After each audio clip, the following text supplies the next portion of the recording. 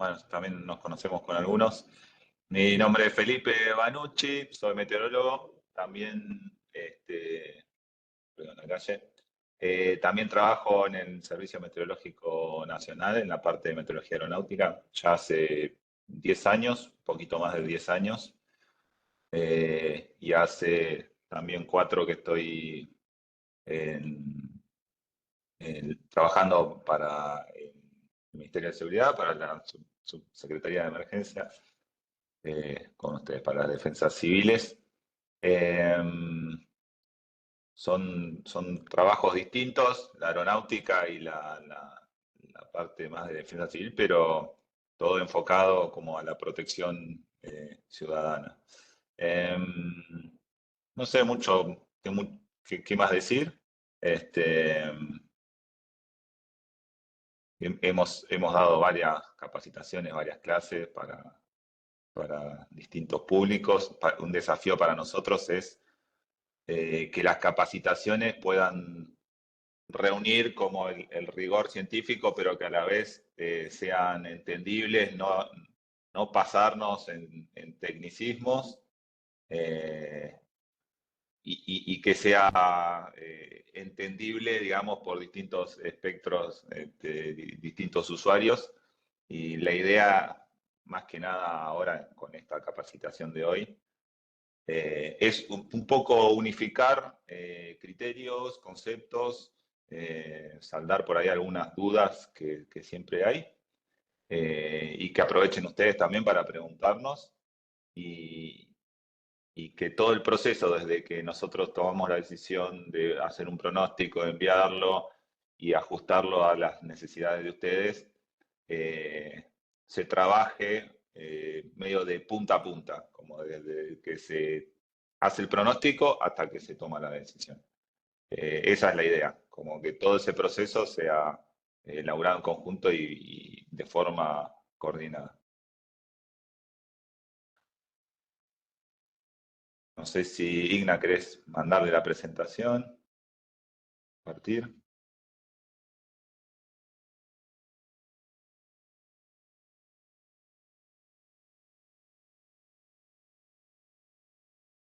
Estás muteado, no sé si estás hablando. Se ve bien ahí, ¿no? Perfecto. Bueno, para las defensas civiles nuevas, como decía Felipe, ya hace 4 años que venimos haciendo estos cursos sobre meteorología. En este caso, este curso es un curso de introducción a la meteorología, o sea, es un curso bastante básico, en donde vamos a tocar conceptos muy, muy básicos para después poder, eh, para que después en los cursos que vienen ahora en mayo, que son 3 más, ustedes tengan ciertos conceptos claros, ¿no? Y que no por ahí no se pierdan. Desde que arrancamos en el 2020 fuimos viendo que había personas con más conocimientos y otras con muy poco conocimiento de meteorología. Entonces nos vimos forzados a arrancar desde abajo como para nivelar, ¿sí? Por eso es que para algunos o algunas de ustedes les puede parecer muy básico esto, o no. A veces ustedes van a creer que esto lo sabían y por ahí de repente decían, mira, esto pensé que era al revés, o cositas así. Así que no viene mal para quienes tienen cierto conocimiento de meteorología este repaso, como para que les queden las cosas más claras y entiendan los próximos cursos, porque esto directamente les sirve a ustedes para su trabajo. Por un lado, la interpretación de los pronósticos, tanto que le enviamos nosotros como otros pronósticos, por ejemplo, una alerta directa que ustedes vean en el servicio meteorológico, o incluso información que les llegue por otros lados, que puedan interpretarla y, por ejemplo, poder decidir si eso es real o puede llegar a ser falso. También porque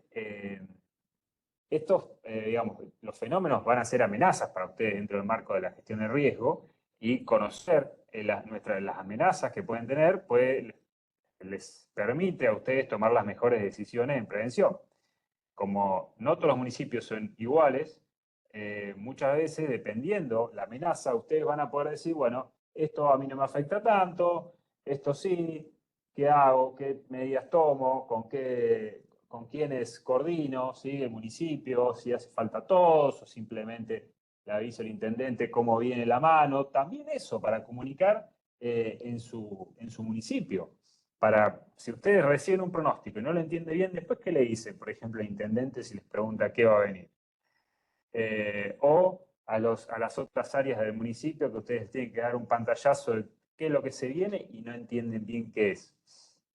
Por eso es importante este tipo de cursos. Además, en estos cursos les damos herramientas para hacer un seguimiento de la meteorología. Por ejemplo, les contamos un poco de lo que es radares, satélites, les damos herramientas para seguir los rayos. Entonces, de esa forma ustedes, un día que se esperan tormentas, ustedes pueden entrar desde su teléfono e ir viendo por dónde vienen las tormentas, por dónde se están formando, están cerca, lejos, se desplazan para hacia su municipio o no. Es un poco un curso medio integral que les va a dar herramientas de distinto tipo, ¿sí? Pero para llegar a eso tenemos que pasar por esto, que es bastante básico, conceptos muy básicos y cortitos y rápidos que vamos a ir viendo, como para que vayan entendiendo un poquito la meteorología. Y arrancamos con lo que es circulación general.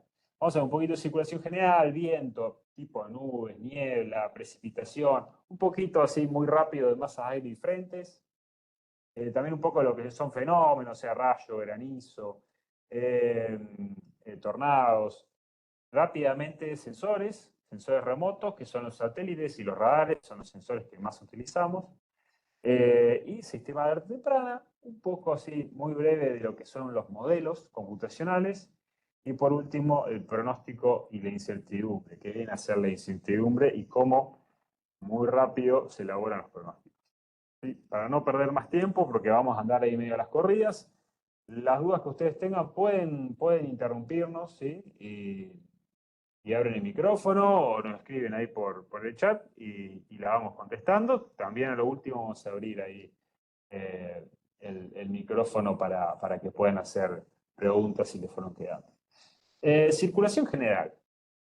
Toda la meteorología transcurre, es el motor de todos los fenómenos y toda la meteorología es el Sol, ¿sí? La energía que nos transmite el Sol calentando la superficie de la Tierra. Pero este calentamiento no es homogéneo, ¿sí? Se calienta sobre todo en la zona del Ecuador, ¿sí? Esto, observando el gráfico del centro, toda la zona del Ecuador se calienta mucho más que los polos. Y como cualquier cosa que se calienta de forma diferencial, se tiene que compensar, ¿sí? Si nosotros agarramos un tenedor completamente de metal, lo ponemos en la hornalla en la punta, se empieza a calentar ahí, pero después en algún momento nos llega esa energía, si nos llega ese calor a la otra punta del tenedor. Bueno, en la Tierra pasa lo mismo. Se tiene que equilibrar esa diferencia de temperatura y se hace por medio de por distintos medios. Por un lado, con el viento, ¿sí? Con las corrientes de aire que hay en la atmósfera. Por otro lado, con corrientes marinas. También tienen un movimiento de calor, transportan calor, ¿sí? Y metiéndonos en lo que es la atmósfera, sobre todo pasa en la parte más cercana de la atmósfera a la Tierra, ¿sí? La atmósfera tiene más de 10 kilómetros, más de 10.000 kilómetros, y se divide en distintas capas. La capa donde pasan todos los fenómenos meteorológicos que nos afectan principalmente a nosotros, hablando de tormentas, lluvias y después hay otros fenómenos, pero pasa en la troposfera, ¿sí? Que son los primeros 10 o 14 kilómetros de aire de la superficie, ¿sí? Desde la superficie. Y ahí es donde transcurre tormentas, donde medimos el viento, bueno, la temperatura, porque está afectado directamente por ese calentamiento que tiene la superficie de la Tierra, es la capita de gas más cercana a la superficie de la Tierra, ¿sí? Por ejemplo, lo que sucede es que en el Ecuador se genera un mayor calentamiento, eso hace que el aire sea menos denso y hace que se eleve, ¿sí? Entonces, en el Ecuador tenemos movimientos de ascenso. Como ahí asciende aire, ese hueco que queda, ese vacío, se compensa por aire que viene de los polos, ¿sí? De forma muy general, se forma una circulación donde el aire en el Ecuador se eleva, viene aire, circula aire de los polos, ahí ya tenemos un cambio de temperatura, ¿sí? Aire más frío que viene de la zona más cálida. A su vez, ese aire más cálido que ascendió viaja hacia los polos y de esa forma se va moviendo el calor y se va intentando un equilibrio, que obviamente nunca se llega, pero es parte de cómo funciona la atmósfera, ¿sí? Las tormentas, por ejemplo, también son un fenómeno que, de hecho, la generación misma de nubosidad es un fenómeno que transporta calor.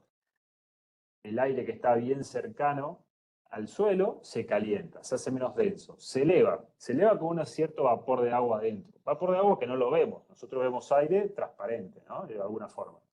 Cuando se eleva, se expande porque hay menos presión a medida que nos vamos elevando y se condensa y se transforma en nube, ¿sí? Pasa de vapor de agua, estado gaseoso, a líquido, pequeñas gotitas de agua. Eso también es una forma de transportar energía.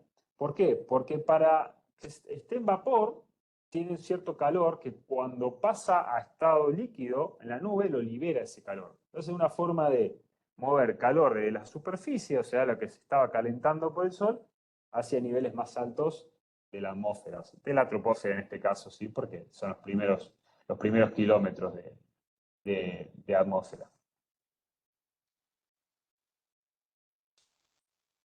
Bien, antes de seguir, está bueno por ahí dejar en claro que los distintos fenómenos que suceden en la atmósfera tienen distintas escalas, ¿sí? Y son clave conocerlas para entender que no todos los pronósticos son iguales.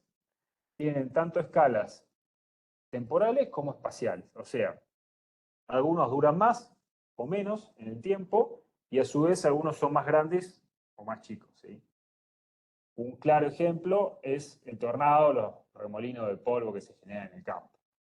Son fenómenos, primero, chiquitos en espacio, ¿sí? En escala espacial, tienen menos de 1 kilómetro o 1 kilómetro como mucho, ¿sí? Y también duran poco, ¿sí? Pueden durar algo 10 minutos, 15 minutos, 1 hora, no mucho más, ¿sí?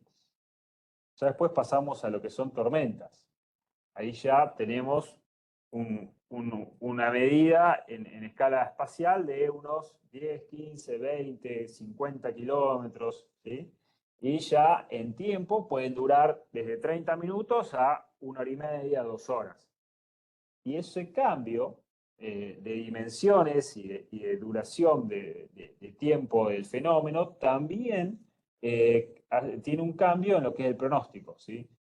Cuanto más grande es y más tarde en desarrollarse y en terminar, más fácil de pronosticar es. O sea, podemos pronosticar a un plazo más largo, ¿sí? Podemos decir, bueno, esto puede pasar mañana, esto puede pasar pasado mañana, ¿sí? En cambio, con un tornado que dura tan poquito y es tan chiquito, eso no es posible. Nosotros no podemos pronosticar si mañana va a haber un tornado en el norte de la provincia de Buenos Aires, ¿sí?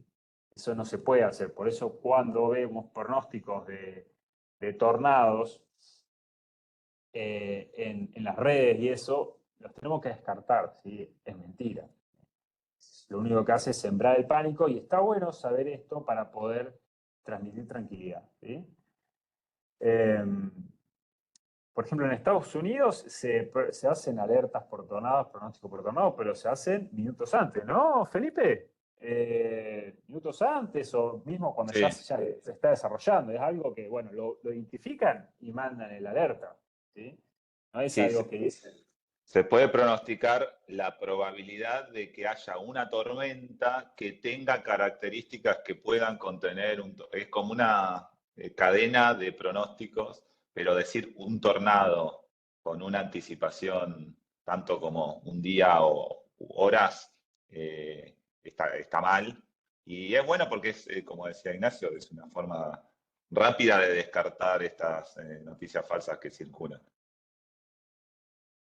Un tornado puede estar dentro de lo que denominamos tormentas severas, ¿sí? Entonces sí se puede pronosticar, como dice Felipe, un día antes, 2 días antes, decir, bueno, esta zona puede estar afectada, por ejemplo, no sé, el norte de la provincia de Buenos Aires puede estar afectado por tormentas severas, de hecho, el sistema de alerta temprana tiene ese fin, ¿sí? Es una de los pronósticos que hace. Pero dentro de esas tormentas severas se podría dar algún tornado pero no es seguro. Y menos poder definir cierta localidad donde es más probable que se dé. ¿Sí? Eso no sucede. Si ven eso, descártenlo porque es falso. ¿Sí? Siguiendo, después tenemos, por ejemplo, los ciclones tropicales o extratropicales, en conjunto con las altas y bajas presiones, que ahora vamos a ver qué son. Y después, bueno, por ejemplo, vamos a un sistema monzónico, el mismo El Niño, que ya son sistemas que tienen una escala gigante, ¿sí? Que el Niño afecta un continente entero o varios continentes y a muy largo plazo, ¿sí? Entonces ese es otro tipo de pronóstico que se llama más climático y que se puede hacer 6 meses antes, un mes antes, ya se estaba hablando de la posibilidad de que tengamos niños, qué sé yo, y ahora la posibilidad de que volvamos a una niña, ¿sí? Son pronósticos mucho más extensos. En general, pronósticos eh, con incertidumbre moderada de frentes, de tormentas, 7 días, 10 días como máximo. Más de eso ya es muy variable y hay muchísima incertidumbre en un pronóstico, por ejemplo, del avance de un frente. Ese frente o puede perder mucha intensidad de acá a 10 días o puede ganar mucha intensidad, se puede adelantar un día, se puede atrasar un día. Entonces, ahí ya empezamos a hilar con mucha incertidumbre y son mucho menos precisos los pronósticos. Más de 10 días hay que tomarlo con muchas pinzas cuando vemos un pronóstico, ¿sí? Agrego algo chiquito para tener en cuenta. Este gráfico es muy importante para no mezclar escalas. De vuelta, el niño, que es algo que dura meses, un año. Si dicen mañana va, no sé, dentro de 3 días va a llover por el niño. Entonces, no, el niño es algo que por ahí te define que dentro de un periodo haya en ciertos lugares un poco más de frecuencia de lluvias. Pero no es que directamente esté asociado por el niño, mañana va a llover. Entonces, viendo este grafiquito simple, podemos distinguir. Lo mismo que decíamos con tornados y tormentas grandes, que el tornado no lo podemos pronosticar, no lo podemos asociar directamente a un pronóstico de una escala de días o semanas. Lo mismo con las tormentas y el niño, ¿no? Para separar los tantos nos sirve este gráfico y hacer así, como simplemente descartar asociaciones que están mal hechas entre distintos tipos de fenómenos que muchas veces buscan confundir porque se parte del desconocimiento del niño, que se usa mucho las palabras estas de niño, medio como para justificar todo, y a veces hay que distinguir, está bien, el niño puede producir más precipitaciones dentro de un periodo de tiempo, pero no es que directamente está asociado que va a haber la semana que viene una super tormenta asociada al niño, porque son cosas totalmente distintas.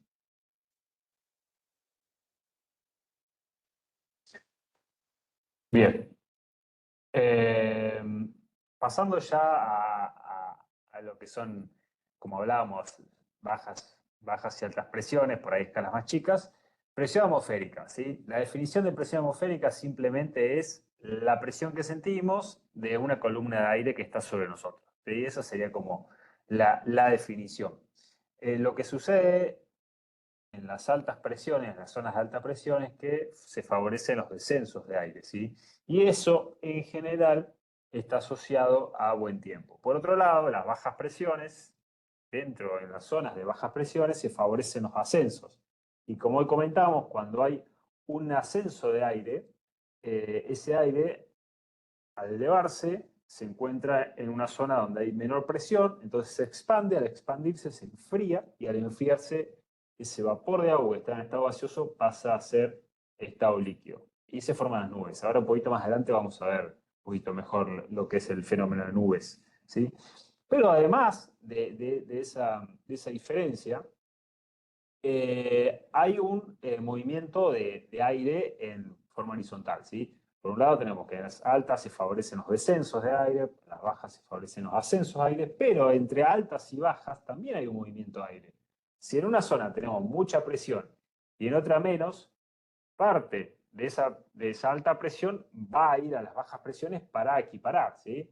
Es como cuando tenemos una pileta llena y sacamos el tapón. Bueno, en la pileta había mucha presión de agua, se escapa por donde abrimos el tapón por la diferencia de presión que hay con el aire de al lado. ¿Sí? Bueno, esto pasa lo mismo. O sea, eso es lo que genera el viento, ¿sí? De una alta a una baja presión. Ahora, no es que se mueve directo de una alta a una baja presión, sino que tiene un movimiento medio curvado. ¿Por qué? Porque todo esto que vemos, la alta y la baja presión, está dentro de un sistema que se va moviendo, que es la Tierra, ¿sí? La Tierra en su propia rotación va haciendo que este movimiento de alta-baja presión no sea un movimiento directo, ¿sí? Sino que sea un movimiento con curvatura. Y es por eso que en la realidad lo que vemos es que en una alta presión el movimiento tiene una cierta rotación alrededor de ese centro de alta presión, ¿sí? Que es en el hemisferio sur, antihorario, y en la zona de la baja presión es horario, ¿sí? Entonces, esa es una buena forma para analizar el viento que vamos a tener, al menos a gran escala. Y por eso es que se mide la presión en distintos puntos del mundo, ¿sí? Y se dibujan estos campos de presión, ¿sí? Estos dibujos que ven acá, o sea, parte de estos dibujos, principalmente estas líneas, lo que hacen es ir uniendo puntos de igual presión, ¿sí? Y se forman todas estas isolíneas, ¿sí? Que con esto acá podemos identificar donde hay bajas presiones, por ejemplo acá, la L de low, donde hay altas presiones, ¿sí? Donde está la H, y en función de eso, donde podemos tener mal tiempo, donde podemos tener buen tiempo, entre comillas, ¿sí? Porque no necesariamente cuando tenemos alta presión vamos a tener sí o sí buen tiempo, ¿sí? En general es frecuente el buen tiempo de las altas presiones, pero podemos tener otras cosas en niveles más altos que nos cambien eso y de hecho nos generen tormentas con altas presiones, ¿sí? Pero en general uno podría decir, bueno, cuando tenemos altas presiones, más factible que tengamos buen tiempo y con las bajas presiones, menos factible. Además del tiempo en sí, podemos analizar el viento, ¿sí? En este caso, por ejemplo, alrededor de la baja presión, como les decía, se mueve en dirección a la aguja del reloj, ¿sí? Y el viento se va a mover, ¿sí? Girando alrededor de la baja presión, ¿sí? Cuanto más cerca del centro de la baja presión estemos, más intenso va a ser. En realidad, cuanto más juntas estén las líneas, las isolíneas de presión, ¿sí? ¿Eso qué significa? Que si están más juntas, la diferencia en presión entre un punto y otro es más grande, ¿sí? Y cuanto más diferencia de presión hay, bueno, mayor el movimiento, ¿sí? Cuanto más diferencia de presión, si tenés mucha presión acá y poca presión acá, el movimiento de la alta presión a la baja presión va a ser mucho más intenso que si tuviera una diferencia de presión moderada o baja, ¿sí? Por eso es que son tan claves estos mapas y por eso es tan importante la medición en superficie de distintas variables y en este caso de la presión. Y relacionado entonces, como decíamos, con la presión es el viento, que simplemente es el movimiento del aire de un punto a otro que o sea, se da de altas presiones a bajas presiones. Pero como vimos, por la rotación de la Tierra termina pasando esto. Dentro de las altas presiones tenemos un movimiento de rotación en contra de la aguja de reloj, ¿sí? H de high, y dentro de las bajas presiones, L de low, tenemos movimiento a favor de la aguja de reloj. Este es un ejemplo de una baja presión que se dio en marzo de 2022 sobre la provincia de Buenos Aires, donde el centro de baja presión estaba por acá, ¿sí? En este momento. Esta es una imagen de satélite, ¿sí? Y teníamos todo el movimiento aire que hacía así, ¿sí? Por ejemplo, en Bahía Blanca teníamos vientos muy intensos, pues estaba cerca del centro de baja presión del este-sudeste, ¿sí? Ahora vamos a ver un poquito lo de qué es la dirección del viento, porque es algo importante. Por ahí ustedes me van a decir, bueno, esto es una pavada, ya lo sabíamos, pero nos hemos encontrado en otros años con que no estaba del todo claro eso. Y cuando decíamos viento del norte, no estaba claro si el viento venía del norte o si venía del sur hacia el norte, ¿sí? Y eso, nada, es muy importante aclarar eso, porque si no, estamos teniendo una información completamente falsa y contradictoria, ¿sí? Cuando hablamos de viento es de dónde viene el viento, ¿sí? Viento del norte o viento norte significa que el viento viene del norte, ¿sí? Si miramos para el norte nos da de frente, o sea, de norte a sur, ¿sí? Viento del oeste o del sector oeste significa que el viento viene del oeste, de oeste a este. Cuando decimos sector oeste, ¿sí? Acá, como ven en el grafiquito, se ve mi flecha, ¿no? ¿Sí? Feli, ¿se ve mi flecha? Sí, sí. Genial. Sí, Ignacio. Como ven acá se puede dividir en norte, sur, oeste, este, a su vez noreste, noroeste, sudoeste, sudeste. Por ahí muchas veces van a encontrar con un pronóstico que dice el sector oeste. Bueno, el sector oeste abarca desde el noroeste hasta el sudoeste, pasando por el oeste, ¿sí? Toda esta zona sería. Muchas veces no está del todo claro bien la dirección, y es mejor poner sector oeste que poner oeste, ¿sí? Porque si decimos viento del oeste, se esperaría que venga desde acá, ¿sí? Así. En cambio, sector abarca un poco un margen más grande de viento. Y se representa en distintas cartas, pueden ver que se representa de esta forma, ¿sí? Con tipo banderines, ¿sí? Esto, a grandes rasgos, esto representa calma. Si ven un dibujo así, representa calma, o sea, no tenemos viento. Esto acá ya tenemos viento, tenemos 5 nudos de viento del noroeste, o sea, viene desde el noroeste, ¿sí? Esta flecha marca la dirección, esta línea, y esta guita acá, de la cola, marca la intensidad, ¿sí? En este caso, una cortita son 5 nudos. Si tenemos una larga son 10 nudos, y así podemos ir sumando, 15 nudos, y esto ya, este triangulito son 50 nudos. No es algo que van a ver en nuestro pronóstico, pero por ahí lo ven en otro lado. Y la equivalencia entre nudo a kilómetro por hora es este, ¿sí? Un nudo equivale a 1,852 kilómetros por hora, ¿sí? Prácticamente pueden hacerlo por 2 y listo, es una forma más sencilla. Y una ráfaga de viento es justamente, tenemos viento sostenido, viento que, por ejemplo, no sé, se mantiene dentro de una intensidad promedio, y de repente tenemos una intensidad mucho mayor que dura relativamente poco, ¿sí? Como de repente aumenta, por ejemplo, 10 nudos, ¿sí? Teníamos 10 nudos de intensidad, o sea, 18 kilómetros por hora, y de repente pasamos a 30 kilómetros por hora y después baja. Bueno, eso es una ráfaga, ¿sí? Aumentos temporarios del viento, con una intensidad de al menos 10 nudos, o sea, de al menos una diferencia de 18 kilómetros, ¿sí? Entre lo que veníamos teniendo a lo que pasamos a tener. Y que después baja de vuelta, ¿sí? No es constante. Porque podemos definir el viento como un viento con una cierta intensidad constante, que sería el viento sostenido, y después a eso le podemos agregar ráfagas. O sea, podemos tener viento sostenido de 10 nudos o de 18 kilómetros por hora, con ráfagas de 20 nudos, que son casi 35 kilómetros por hora, ¿sí? Esa es una forma de expresar la intensidad del viento. Bien, pasamos a nubes. Y por ahí creo que teníamos una pregunta, ¿no? No, ok, se pierde el audio. Ignacio. Sí, Sí, mi nombre es Vanessa, soy de Defensa Civil del partido de Avellaneda. ¿qué tal? Bien, nosotros, seguramente que es de público conocimiento, el 17 de diciembre tuvimos un evento bastante importante el año pasado, donde hubo ráfagas de hasta 114 kilómetros por hora, que hizo bastantes daños acá en la ciudad de Avellaneda. Tuvimos una cantidad inmensa de voladuras de techo. Mi pregunta, porque recién estabas hablando de los tornados, acá venían los vecinos cuando los atendíamos en Defensa Civil, abordando la problemática. Hubo un huracán, hubo un tornado, nunca pasó esto en Avellaneda. Entonces recién estabas hablando de los tornados y demás.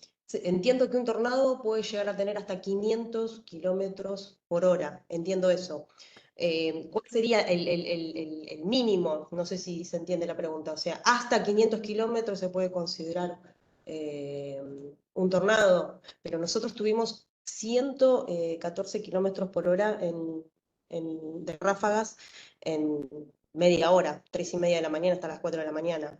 Eso se considera simplemente que fueron ráfagas intensas nada más, ¿no? No tiene nada que ver con un tornado, con un huracán, ni mucho menos, ¿no? No, en realidad lo que no tiene que ver es, o sea, uno no califica tornado o no tornado por la intensidad que tenemos del viento, ¿sí? Ahora, justamente en un par de diapositivas más vamos a hablar de tornados y ahí te va a quedar claro.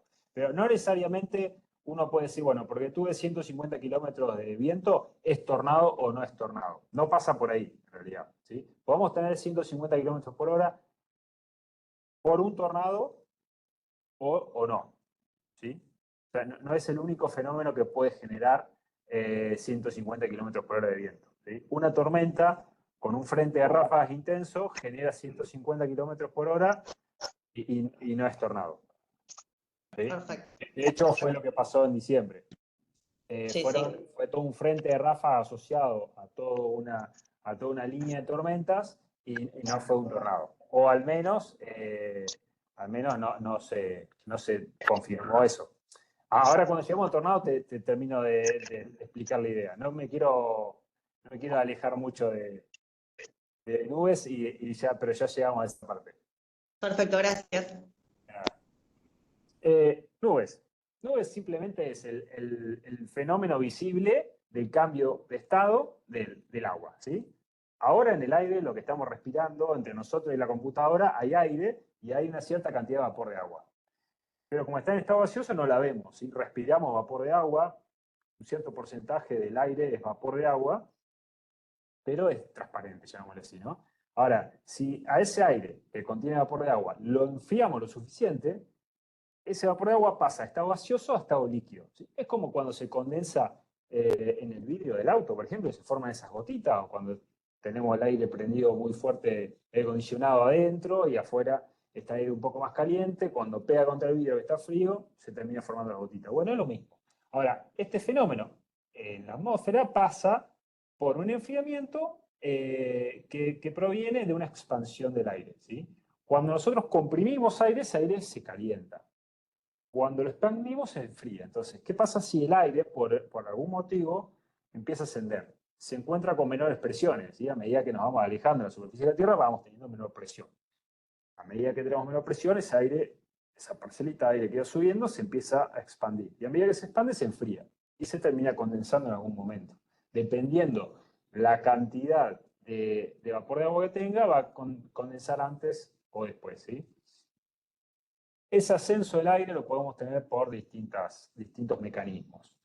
Podemos tener, por ejemplo, las típicas térmicas, ¿sí? En verano se calienta una zona de la Tierra bastante, ese calor de la Tierra se transmite a la primera capita del aire y ese aire más caliente asciende. Las típicas térmicas que forman nubecitas así por todos lados. Bueno, otra forma, por ejemplo, sería con topografía, o sea, con una elevación del terreno, una montañita, ¿sí? Viene aire, hay cierto viento, supongamos, viene el aire, choca contra la montaña, empieza a ascender por la propia montaña hasta que termina condensando, ¿sí? Otra forma es en las zonas de baja presión, ¿sí? Donde, ya dijimos, se favorecen los ascensos de aire, más por temas de presión que por calentamiento, ¿sí? No nos confundamos con eso. Y, por último, otra de las formas es en las zonas de frentes calientes y frentes cálidos, que ahora vamos a pasar a frentes, así que no me voy a frenar ahora en eso. Sí, para resumir, digamos, cuando el aire, vapor de aire en general, con vapor de agua adentro, perdón, asciende, se expande. Al expandirse se enfría y en algún momento termina condensando, ¿sí? Y ahí es lo que pasa, el vapor de agua a pequeñas gotitas de agua que forman la nube, ¿sí? Una nube, cuando vemos una nube, son pequeñas gotitas de agua flotando. Básicamente es eso. Y no son todas las nubes iguales, claramente. Y la diferencia es importante. Por ahí alguien que no conoce meteorología, ve la nube, bueno, qué sé yo, son todas nubes, no sé qué. Bueno, no. Las nubes son distintas y es muy importante clasificarlas porque están asociadas a distintos fenómenos, ¿sí? Hay nubes que están asociadas a lluvia y otras no. Hay nubes, por ejemplo, que están asociadas a vientos fuertes en altura y otras no. Hay nubes que se asocian con inestabilidad, ¿sí? Empezamos a ver una cierta nube, ya empezamos a decir, che, se viene inestable, posiblemente vengan tormentas luego. ¿sí? Entonces, hay toda una clasificación de las nubes que se clasifica por forma y por altura también. Hay nubes bajas, nubes medias y nubes altas. Y después está la famosa nube, la más conocida de todo, lo que más nos llama la atención, que es el cumulonimbus, que es justamente la nube de tormenta, ¿sí? Por definición llamamos tormenta a cuando hay una nube con actividad eléctrica, ¿sí? Con rayos. Ya sea que van rayos de nube a tierra o entre nubes. Pero sí o sí tiene que haber rayos. Si no hay rayos, no se considera tormenta, ¿sí? Puede haber un chaparrón fuerte de lluvia, puede estar lloviendo mucho y vemos una nube así alta, y decimos, ¿esto es una tormenta? No, si no hay rayos, no es tormenta, ¿sí? Eso es clave, saber eso, porque cuando nosotros vemos tormenta, vemos una amenaza directa, que es la actividad eléctrica, ¿sí? Es una amenaza, o sea, muere gente por rayos, ¿sí? Por ejemplo, si estamos en la zona de la costa y estamos en verano y se pronostica tormenta, cuidado porque tienen una amenaza, una potencial amenaza ahí, ¿sí? En cambio, solamente si se pronostican chaparrones de lluvia, bueno, dice, bueno, la gente se va a mojar, nada más, no pasa nada. Entonces, la nube cumulonimbus es una nube que se desarrolla desde niveles bajos hasta muy altos. ¿Sí? Es la nube que tiene mayor altura de todas, llega a unos 10 kilómetros tranquilamente de altura. Y es donde se registran rayos y a su vez se pueden registrar otro tipo de fenómenos como granizo, nevadas, bueno, lluvias fuertes, ráfagas. Después, otro fenómeno que tiene otro nombre, pero de alguna manera viene muy asociado a las nubes, es la niebla y la neblina. Porque básicamente una niebla o una neblina es una nube que está muy cerca de la superficie. ¿Sí? El fenómeno es el mismo. El aire que estaba, el vapor de agua que estaba en el aire, se condensa y se transforma en pequeña gotita de agua. Eso es la niebla o la neblina. ¿Sí? Es una nube a la altura al ras del suelo. ¿Cuál es la diferencia entre niebla y neblina? Es la visibilidad que tenemos. ¿Sí? Si tenemos menos de 1000 metros de visibilidad, ¿sí? Es niebla. Si tenemos más de 1000 metros de visibilidad, es neblina. Esa es la diferencia. O sea, la niebla es mucho peor, ¿no? Tiene muchos más riesgos porque tenemos menor visibilidad. Para la definición exacta, bueno, tenemos que tener un objeto a 1000 metros, si lo podemos describir bien, si vemos bien la forma, podemos identificar el objeto, tenemos 1000 metros de visibilidad. Si no lo identificamos bien, lo vemos borroso, directamente no lo vemos, bueno, tenemos menos de 1000 metros de visibilidad, ¿sí? Y ahí se define niebla o neblina. Los expertos, o sea, los observadores meteorológicos, que son quienes miden estas variables e incluso identifican los fenómenos y determinan cuánta visibilidad hay, tienen distintas herramientas para decir si hay 200 metros o 500 metros o 1000 metros o 5000 metros de visibilidad. Pero bueno, sí, por definición, la niebla es menos de 1000 metros. Ya cuando tenemos niebla es un peligro. La neblina puede traer sus peligros porque te reduce la visibilidad, pero bueno, no la visibilidad tan corta distancia, entonces, no sé, de repente en una ruta, si tenemos neblinas, es mucho menos el riesgo de que haya accidentes a que cuando tenemos niebla, ¿no? Y hay distintos mecanismos de formación de nieblas. Los más clásicos son o por enfriamiento radiativo o por advección. O sea, enfriamiento radiativo es lo más frecuente que vemos. Noches, ¿sí? Medio despejadas, donde se empieza a enfriar el aire a la noche, siempre baja la temperatura, baja hasta cierto momento en el cual el aire se enfría tanto que termina condensando, ¿sí? Otra forma es advectivo, o sea, la niebla se forma en otro lado, por ejemplo, es muy común en las zonas costeras de la provincia, la niebla se forma en el río o en el mar, y en un momento el viento la empuja y la trae hacia nuestros municipios. Esa es la más peligrosa porque esa cambia la visibilidad de repente. ¿Sí? De repente tenía muy buena visibilidad y viene esa niebla de entra desde el río y tenemos 200 metros de visibilidad. Y encima puede pasar en cualquier hora del día. ¿Sí? La niebla advectiva a veces se nos aparece a las 12 del mediodía. En cambio, la niebla radiativa, o sea, la niebla por enfriamiento durante la noche, es la más frecuente porque sucede Desde la última hora de la madrugada hasta las primeras horas de la mañana, mitad de la mañana en invierno, ¿sí? Que se termina disipando porque sale el sol y empieza a calentar la superficie y empieza a calentar el aire y se termina pasando otra vez de estado líquido a estado gaseoso, ¿sí? Cuando se enfría, pasamos de estado gaseoso a estado líquido, y cuando se calienta, pasamos de estado líquido a estado gaseoso. Bien, después, precipitación líquida. Tenemos básicamente tres tipos de precipitación. Lluvia, ¿sí? Que son gotitas gruesas, por definición mayores a 0,5 milímetros, que pueden ser lluvias continuas, pueden ser lluvias por momentos llueve, por momentos no, pueden ser aisladas. Cuando hablamos de aisladas, principalmente nos referimos a la distribución geográfica, ¿sí? O sea, tenemos toda la provincia de Buenos Aires, decimos, va a haber lluvias aisladas en gran parte de la provincia de Buenos Aires, bueno, significa que capaz que por momentos está lloviendo un poquito en Tandil, después llueve un poquito en Saavedra, después se registra alguna lluvia en Trenquelauquen, llueve un rato, para, después por ahí vuelve a registrarse en Tandil, ¿sí? Son aisladas, no es algo que vemos que en el momento esté lloviendo en toda una zona continua, ¿sí? Después tenemos llovizna, que básicamente, a diferencia de la lluvia, las gotitas son más chiquitas, ¿sí? Son menores de 0,5 milímetros, y también pueden ser continuo, intermitente, aislado, generalizado. Y por último tenemos el chaparrón, que es lluvia repentina y de corta duración, que bueno, en general es un poquito más intenso que la lluvia. Puede haber lluvias intensas, ¿sí?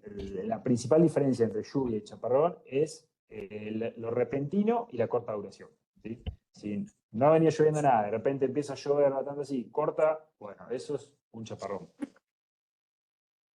Y bueno, puede ser intenso o puede ser más débil y puede venir asociado con ráfagas de viento. No siempre igual. Una forma de medir la precipitación, bueno, en realidad hay tres formas, viene medio de la mano. El pluviómetro, ¿sí? Que básicamente es un territo donde va cayendo el agua y después medimos los milímetros. El pluviógrafo, que también es un territo donde se va acumulando el agua, pero que a su vez tiene un sistema por el cual hay un pincelito que va dibujando la cantidad de milímetros que va cayendo y la intensidad con la que va cayendo, ¿sí? Cuánto se va acumulando por un determinado tiempo. Y después tenemos el telepluviómetro, que cumple la misma función que el pluviómetro, pero que está a una cierta distancia y que nos transmite los datos por medio de un cable o por medio de una señal de, por ejemplo, de Wi-Fi o de conexión de Internet, ¿sí? Algunos, por ejemplo, están en el medio del campo, tienen un chip de teléfono y te van transmitiendo lo que va lloviendo al teléfono, a la computadora o a alguna página, ¿sí? También está en la estación automática, que tiene más o menos el mismo funcionamiento que el telepluviómetro, en el sentido que miden la precipitación y la pasan. Pero además de medir la precipitación, también miden otras variables. Por eso es la diferencia entre el telepluviómetro y una estación automática.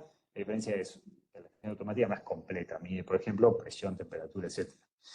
La unidad de medida de la precipitación es los milímetros de agua caída, ¿sí? Un milímetro equivale a 1 litro de agua en 1 metro cuadrado de superficie. Para que nos demos una idea, 30 milímetros en una manzana de barrio, ¿sí? Si decimos que bueno, llovieron 30 milímetros, tomamos una manzana de eso que llovió, se equivalen a 4 piletas normales, digamos, o promedio de una casa. Bien, masa de aire y frentes. Una masa de aire básicamente es un gran volumen de aire de gran extensión que tiene humedad y temperatura relativamente homogéneo. O sea, es todo un gran volumen de aire que tiene una cierta temperatura y humedad. Por ejemplo, podemos decir que una masa de aire fría. Bueno, ese gran volumen de aire que puede, por ejemplo, no sé, ocupar toda la Patagonia e incluso más, tiene baja temperatura. No necesariamente tiene que tener la misma temperatura. Seguramente en el norte de la Patagonia va a tener, por ejemplo, 6 grados y en Ushuaia va a tener, qué sé yo, 1 grado. Pero es una gran extensión con una característica de temperatura que es muy baja, ¿sí? Y a su vez también, en general, tiene una cierta característica de humedad. Puede ser, en general, cuando vienen de la Patagonia son masas de aire frías y secas, ¿sí? ¿Y por qué nos importa saber el concepto de masa-aire? Porque la masa-aire define a los frentes, ¿sí? Cuando una masa-aire fría avanza sobre una zona donde había una masa-aire cálida, nos encontramos con un frente frío, por definición, ¿sí? O sea, los frentes son zonas donde se separa una masa-aire más fría de otra masa-aire más cálida. En general, las masas aires que predominan en el norte de nuestro país, por ejemplo, son masas aires cálidas y húmedas, porque además tenemos todo el aporte de humedad del Amazonas, por ejemplo, del Atlántico, ¿sí? Entonces, bueno, en general tiene esa característica. Cuando tenemos mucho viento del norte, intenso, marcado por 1 o 2 días, bueno, aumenta la temperatura, si tenemos aire más caliente y a su vez aumenta la humedad, justamente por eso. Cuando tenemos viento del sur-sudoeste, por un par de días, 1 o 2 días, bueno, lo que sucede es que empieza a ingresar aire más frío, se siente más fría la temperatura y en general suele ser más seco. Distinto es si viene, por ejemplo, del este-sudeste. Ahí puede venir frío, pero también puede llegar a venir húmedo, ¿sí? Porque captó la humedad del Atlántico. Hoy, por ejemplo, estamos teniendo un cambio de masa aire de ayer. Estamos teniendo una masa aire que está bastante húmeda ayer a una masa aire un poco más seca hoy. En el transcurso de hoy se va a cambiar la humedad, se va a bajar bastante. Entonces, como decíamos, si una masa aire fría, ¿sí? Vamos al esquema a la derecha, avanza sobre una masa aire cálida, es un frente frío, ¿sí? Como el aire frío es más denso, más pesado, el aire frío se va metiendo por debajo como una cuña, ¿sí? Fíjense la flecha esta, va haciendo como una especie de cuña y va forzando al aire más cálido a ascender por esa cuña, ¿sí? Ahí tenemos un proceso de ascenso, y como todo ascenso de aire, en algún momento termina saturando, termina cambiando de estado, pasando a estado líquido, o sea, formándose una nube. Y a su vez esa nube, si tiene mucha humedad, termina precipitando, porque esas gotitas que se formaron empiezan a crecer, crecer, crecer, hasta que en un momento, por peso, terminan cayendo. Y eso es lo que se define como lluvia, ¿sí? A su vez tenemos frentes calientes, que lo que es, bueno, una masa aire cálida, por ejemplo, que viene, no sé, de Misiones Corrientes, viene bajando, bajando, bajando y empieza a empujar una masa aire más fría que teníamos sobre la provincia de Buenos Aires, por ejemplo, y empieza a avanzar sobre el aire frío. Ahora, ¿qué pasa? El aire cálido es menos denso, entonces en general va subiendo por el aire frío, ¿sí? A pesar de que el aire cálido va avanzando, va subiendo sobre el aire frío. ¿Por qué el aire frío es más pesado? Entonces, tenemos otro tipo de fenómeno acá. El frente cálido en general está asociado a mucha nubosidad baja, bueno, aumento de humedad claramente, aumento de la temperatura, llovizna, lluvia, nieblas también, ¿sí? Eso es lo que suele suceder con más frecuencia. Ahora, obviamente también se pueden desarrollar tormentas, claramente, pueden ser intensas, todo, ¿sí? Pero bueno, esa es como la definición de frente cálido y frente frío, general. Bueno, dicho esto, los frentes fríos en nuestra provincia de Buenos Aires aparecen desde el sur, sudoeste, oeste en todo caso, ¿sí? Porque bueno, para el sur tenemos el aire más frío, entonces siempre que tenemos el avance de un frente frío, siempre va a ingresar por el lado sur o oeste de la provincia de Buenos Aires y va a ir avanzando hacia el norte, ¿sí? El aire frío va a ir corriendo de cálido. Cuando tenemos un frente cálido, al revés, va a ir ingresando a la provincia de Buenos Aires por el norte de la provincia de Buenos Aires, ¿sí? Y va a ir afectando de norte a sur. Bueno, y ahora ya pasamos a fenómenos. No sé si se conectó Pablo. ¿Está conectado Pablo o no? Bueno, no importa. Bueno, pasemos un poquito hacia algunos fenómenos.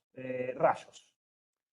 El rayo se genera, ¿sí? Es una corriente eléctrica, una descarga eléctrica, que se genera por diferencia de cargas, ¿sí? Esta diferencia de carga, por ejemplo, se genera cuando tenemos una nube tipo cumulonimbus, donde hay movimientos dentro de la nube, de ascenso y descenso, y hay pequeñas piedritas, o sea, pequeños granicitos, pequeñas gotas de agua que al ascender se transforman se congelan, digamos, se empiezan a rozar entre ellas y empiezan a formar cargas, ¿sí? Se empiezan a cargar, positiva o negativamente. Esto es algo similar a lo que pasa cuando nos bajamos del auto a veces y hace chispa cuando tocamos la puerta, que tenemos una descarga. Bueno, la fricción, el buzo del suéter contra el asiento fue cargándonos, ¿sí? Con una carga, ya sea positiva o negativa, y cuando llegamos cuando tocamos el auto, después cuando lo bajamos, hay una diferencia de potencial que se llama una diferencia de cargas y se forma esa pequeña descarga de electricidad, ¿no? En la nube es algo similar, pero la diferencia de carga es mucho mayor, ¿sí? Y esa diferencia de carga se puede encontrar tanto entre la nube y la superficie de la Tierra, ¿sí? Que sería rayo nube-tierra, o dentro de la misma nube, o entre nubes, ¿sí? Por eso tenemos distintas descargas eléctricas o rayos. Tenemos rayos intranube, rayos nube-tierra o rayos nube-nube, o de hecho hasta a veces rayos al aire también, digamos. Cuando tenemos rayos nube-tierra, tengamos en cuenta que el rayo no solamente va desde la nube hacia la Tierra, sino que puede ser al revés. Puede hacer desde la Tierra hacia la nube, ¿sí? Y cada vez que pasa un rayo, ¿sí? Que se forma un rayo, queda abierto un canal donde pueden pasar más rayos, por esa misma zona, no exactamente en el mismo lugar, pero es muy común que después de un rayo pueda haber otros por la misma región, ¿sí? Bueno, y tenemos como distintos tipos de descargas hacia una persona o hacia un animal. Tenemos la descarga directa, o sea, básicamente el rayo nos cae arriba nuestro, ¿sí? Tenemos la descarga subsiguiente, que es eso que yo le decía, a veces se abre, queda abierto un canal, ¿sí? Donde, por ejemplo, primero cae un árbol que estaba cerca nuestro y después termina cayendo otro arriba nuestro, por ejemplo. Lo que se llama tensión por toque, o sea, cae sobre el árbol, pero nosotros estábamos tocando el árbol, ¿sí? O bueno, también el canal de conexión es, o sea, si estamos en el medio de un campo donde todo es plano y nosotros estamos ahí paraditos, funcionamos como de antena, ¿sí? Es como una zona de la que esa descarga puede ser más corta, ¿sí? Porque la idea de esto es pasar cargas desde la nube o de la Tierra hacia la nube, ¿sí? De forma más eficiente. Cuando tiene un árbol o una persona, bueno, tiene algo más cerca que la Tierra y pasa por él, ¿sí?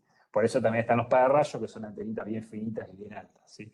Eso genera un campo eléctrico en la punta del pararrayo que atrae al rayo y es más frecuente que caiga sobre el pararrayo y no sobre otro lugar cercano. La clave acá está en que para estar aislados, ¿sí?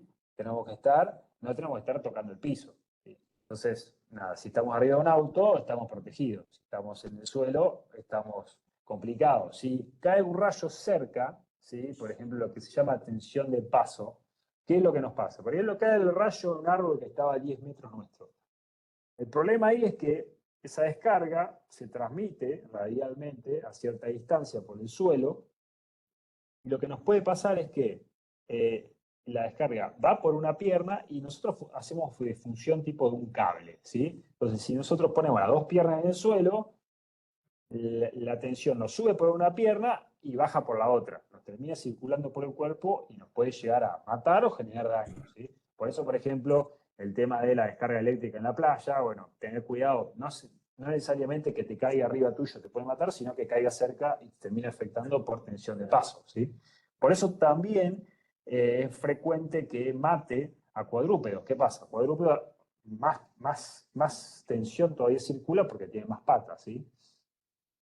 Es como con los pájaros que se paran arriba del cable. De la forma que se paran, no pasa nada. Ahora, si tocaran los dos cables, harían de puente, harían de conexión y pasa la tensión por ahí, ¿sí?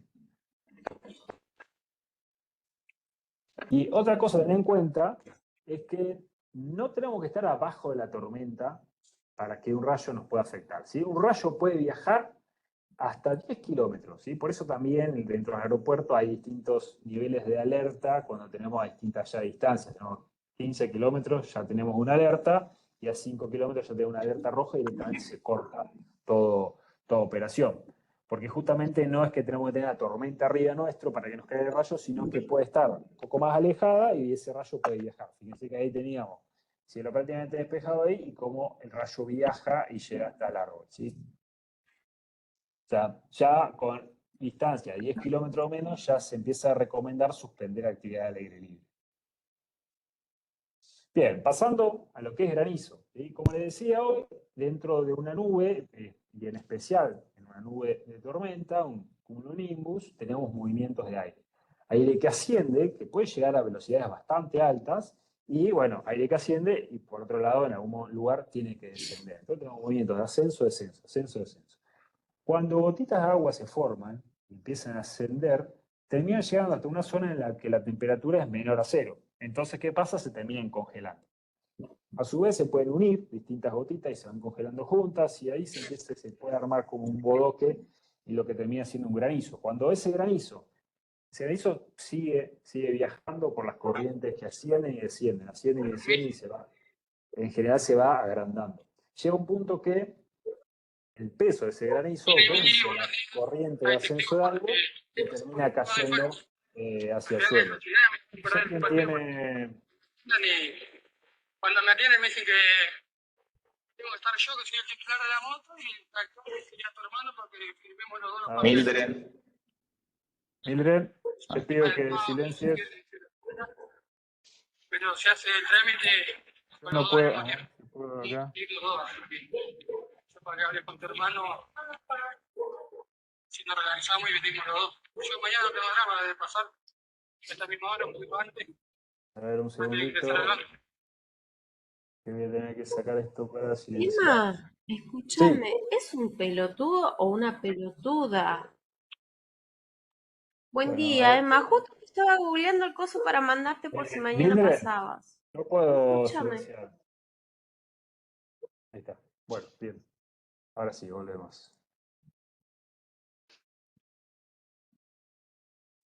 Bien. Ahí se ve la pantalla de vuelta, ¿no? Sí, perfecto. Sí, genial. Bueno, estamos en granizo. Entonces, esos movimientos que van generando centro de la nube van congelando gotitas de agua, esas gotitas de agua van creciendo, se van formando hielitos que van creciendo y terminan cayendo ya cuando son muy pesados. Esta es una foto del récord de Córdoba, si no mal recuerdo, bueno, que fue un granizo, como verán, de dimensiones bastante importantes. No siempre tiene ese tamaño, obviamente pueden tener granizos que prácticamente no nos generan problema, o bueno, o puede llegar a ser antes bodoques como esto que pueden generar problemas bastante graves. Bueno, pasando a tornados. Volvemos a tornados. Un poco para completar la respuesta de hoy, los tornados tienen distintas intensidades. Fíjense que la intensidad más baja, que es el EF0, ¿sí? Para escala de Fujita, es entre 105 y 137 kilómetros por hora. De ahí va subiendo hasta un F5 o EF5 que tiene vientos mayores a 322 kilómetros por hora. Por lo cual, la intensidad del viento no nos define si eso no es un tornado, ¿sí? Podemos tener frentes de ráfagas asociados a tormentas muy fuertes, que pueden llegar a escalas de F1, incluso podrían llegar a escalas de F2, y no ser un tornado, ¿sí? Un tornado es una pequeña columna de aire, digo pequeña porque tiene una escala espacial bastante acotada, de algunos cientos de metros o un kilómetro, con una rotación muy intensa. En general asociado a una especie de nube en particular que se llama supercelda, ¿sí? Una nube que ya tiene de por sí rotación en altura y esa rotación termina alcanzando la superficie. Cuando esa rotación de aire alcanza la superficie, toca la superficie, se llama tornado. Si esa rotación de aire no toca la superficie, no se llama tornado, ¿sí? Eso por ahí como definición, ¿sí? Tengan en cuenta eso. En general duran menos de 10 minutos, ¿sí? Y solo el 1% corresponde a las categorías más intensas, o sea, F4, F5, ¿sí? Y este 1%, bueno, genera el 70% de las muertes por tornado. Hay distintas zonas donde se propician la formación de tornados en el mundo. La más conocida y la más frecuente es en Norteamérica, ¿sí? Esa zona que vemos en el mapita de Norteamérica, principalmente lo que es el centro y este de Norteamérica, es la zona con mayor preferencia y mayor frecuencia de tornados, están las películas y todo. Pero saliendo de Norteamérica y yendo a Sudamérica, tenemos también una zona que se le llama Pasillo de los Tornados, donde involucra la provincia de Buenos Aires, involucra noreste de nuestro país, sur de Brasil, bueno, Uruguay, Paraguay, donde es bastante frecuente la formación de tornados, ¿sí? Y los condimentos para la formación de un tornado están muy presentes, ¿sí? Sobre todo porque tenemos pasajes de frentes que generan distintas cortantes de viento, a su vez tenemos viento cálido del Amazonas, viento cálido y húmedo, que nos da mucha energía, ¿sí? La humedad es energía, es combustible para cualquier tormenta, ¿sí? Entonces, a pesar de que no somos Norteamérica, pasan esos tornados y hacen pedazo todo, entre paréntesis, también hacen pedazo todo porque las construcciones son de otro tipo, ¿sí? Muchas construcciones de madera que, bueno, que las destrozan por completo, ¿sí? Acá tenemos más construcciones bastante más sólidas. Fuera de todo eso, Sudamérica y la región acá del litoral es la segunda zona del mundo en frecuencia de tornados, ¿sí? Para tenerlo en cuenta, dato de color. Para saber si eso no es un tornado, o sea, ¿cómo decimos, che, pero al final esto fue un tornado o no? Bueno, pues tuvimos viento de 150 kilómetros por hora. Ok, bueno, para eso se hace todo un estudio, ¿sí? Primero vamos a lo que es la identificación visual, ¿sí? Si, como se ve en la foto de acá abajo, vemos esta columna, bueno, acá no hay duda, ¿no?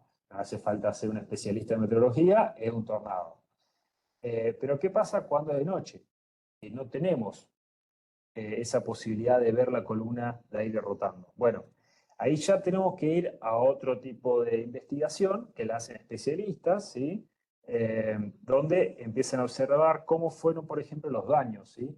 ¿Qué dimensiones tuvieron y cómo fueron? Una de las particularidades del tornado es que es un centro de baja presión, donde el aire rota muy fuerte alrededor, pero que funciona como una aspiradora, como que el aire se pase al tornado y no se pase afuera, ¿sí? Cuando tenemos una tormenta con un frente de ráfaga, el aire se aleja de la tormenta, ¿sí? Entonces empuja hacia afuera la tormenta. En cambio, cuando pasa un tornado, en general el tornado es como que chupa, ¿sí? Entonces, si pasa un tornado por la mitad de una manzana y hay árboles alrededor, los árboles en general van a tender a caer por sobre la línea donde pasó el tornado, ¿sí?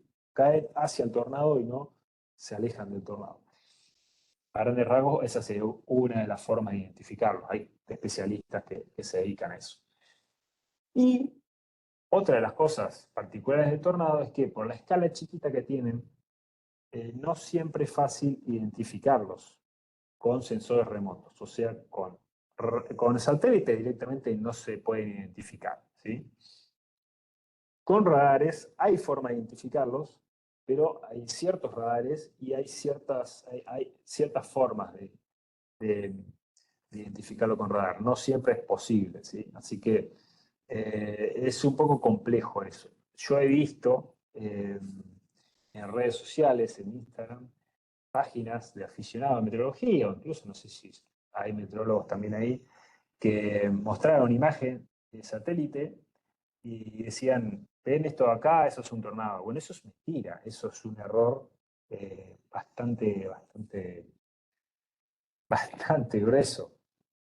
Y bueno, y de repente ustedes están viendo a una persona que creen que tiene muchos conocimientos, que le tiene respeto, que es una página de meteorología con muchos seguidores y todo, y le ponen esas cosas y uno se la cree si no conoce el tema. Y es mentira, ¿sí?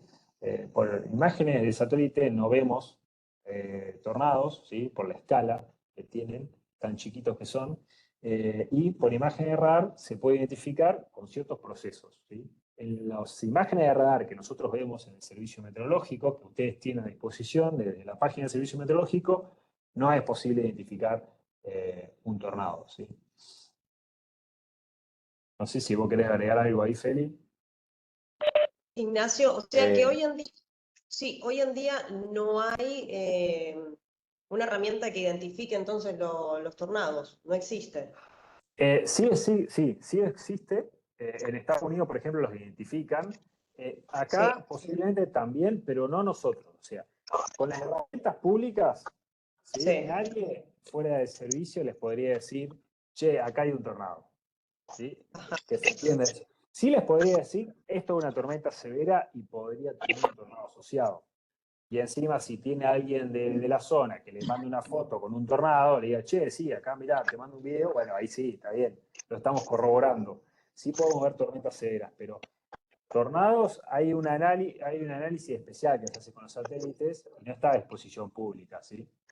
Perfecto. Seguramente lo hagan en el servicio meteorológico, pero también tenemos ese problema. O sea, al durar tan poco, hasta que uno lo identifica y transmite eso, bueno, hoy en día no hay alertas por tornados, sí están los ACP, sí están los ACP que nos dicen que están transcurriendo tormentas severas en la zona, pero no vamos a ver un mensaje que diga, che, cuidado porque tiene un tornado ahí.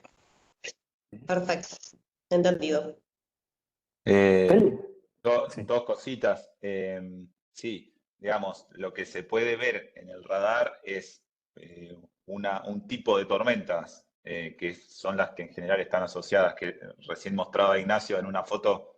En general, cuando está el tornado, por encima se ve una nube con mucha rotación, que se llama supercelda, que también tiene un nombre muy mediático y a veces se usa eso para generar mucho pánico.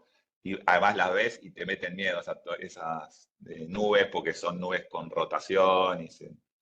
Y esas nubes sí se pueden identificar en el radar, porque tiene una forma muy particular, como si fuera con forma de coma, pero requiere como un análisis un poquito más detallado. Y de hecho, si lo ves en el radar, tenés que estar muy enfocado para poder distinguirlo. Y en muy, muy pocos casos se ve un puntito que es donde podría estar el tornado. Pero eso es como el que ve eso es porque lo hace a posteriori, digamos. Nadie te dice acá hay un tornado. Sino, como decía Ignacio, refuerza la teoría cuando hay alguien que dice, che, pasó tal cosa. Me parece que vi algo y ves, y la tormenta coincide con una tormenta tornádica, y después vos vas y ves que hay rotación en el lugar de todos los objetos dañados. Y bueno, vos juntás toda esa información, y decís, bueno, está bien. Pero requiere todo ese tipo de análisis.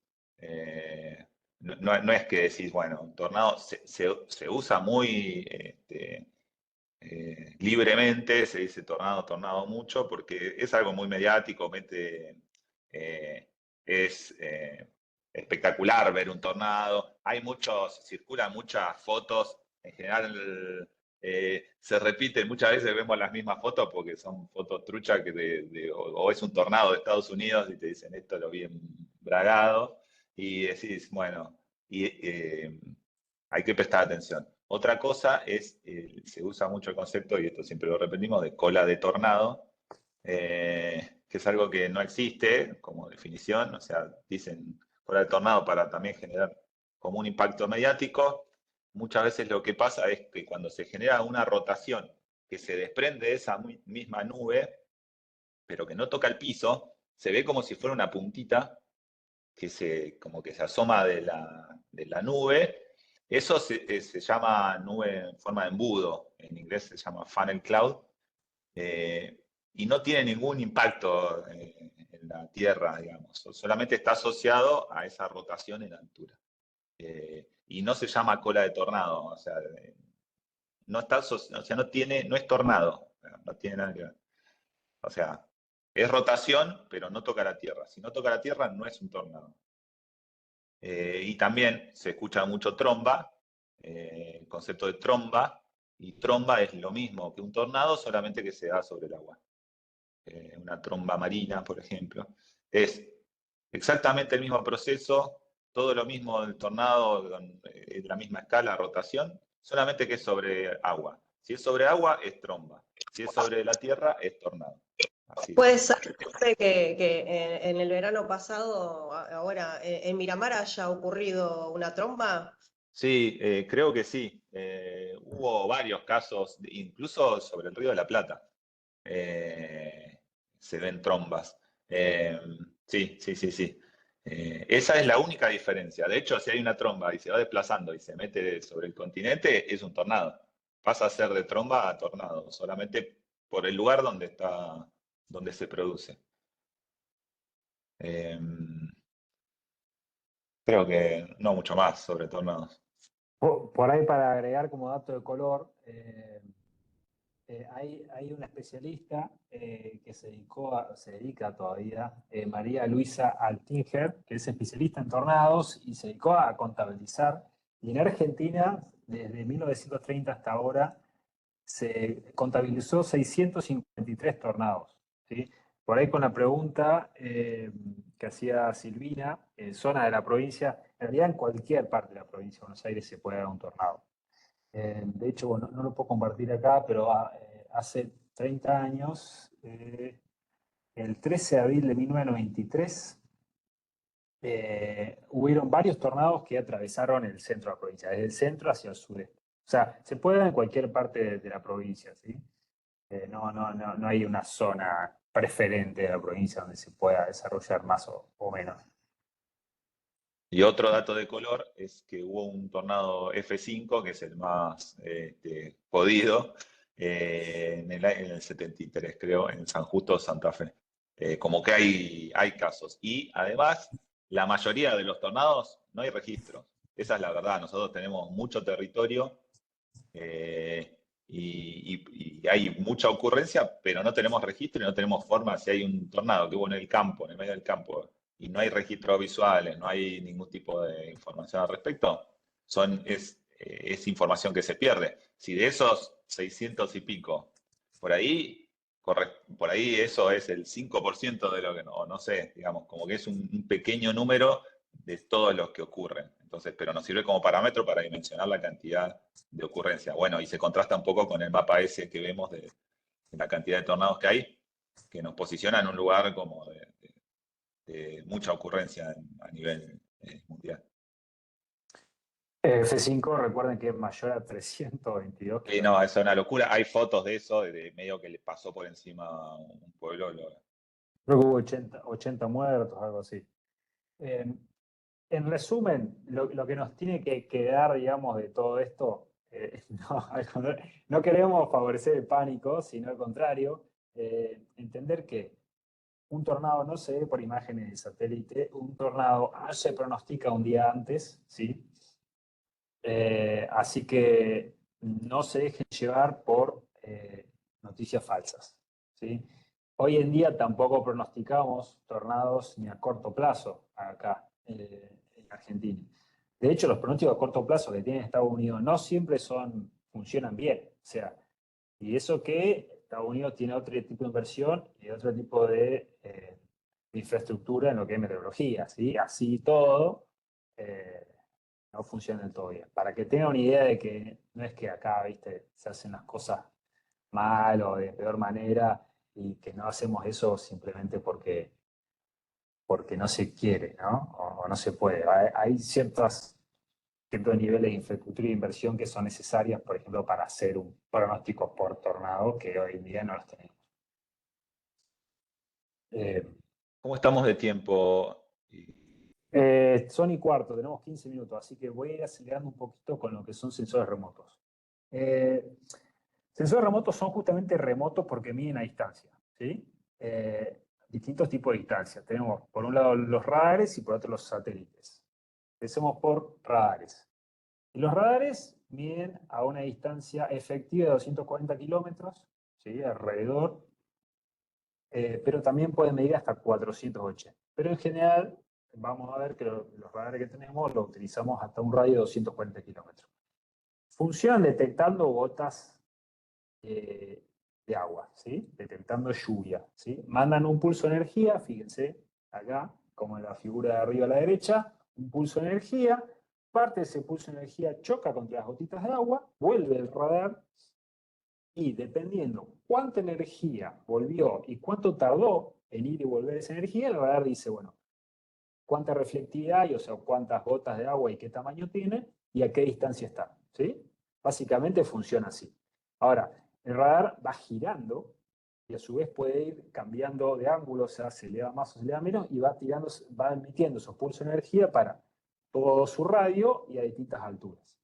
Una forma, por ejemplo, de describir una tormenta y ver realmente si es severa e incluso si hay tornados, es, digamos, emitiendo pulsos de distintos niveles y viendo, armando toda la estructura de la tormenta. Sí, pero bueno, eso lo dejamos aparte, es un proceso un poco más complejo y que no hacemos nosotros, ¿no?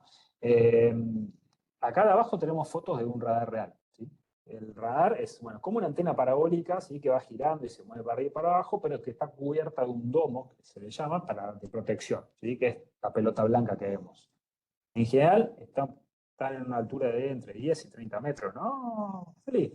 Eso depende también de sus alrededores, ¿no? La idea es que no tengan nada que le impida que choque contra ese pulso. Por ejemplo, si tienen, no sé, muchos árboles alrededor, bueno, hay que ponerlo más alto que los árboles.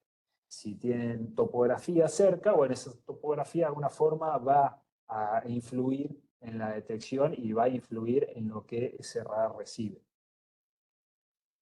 De hecho, es una de las cosas que hay que tener en cuenta, ¿sí?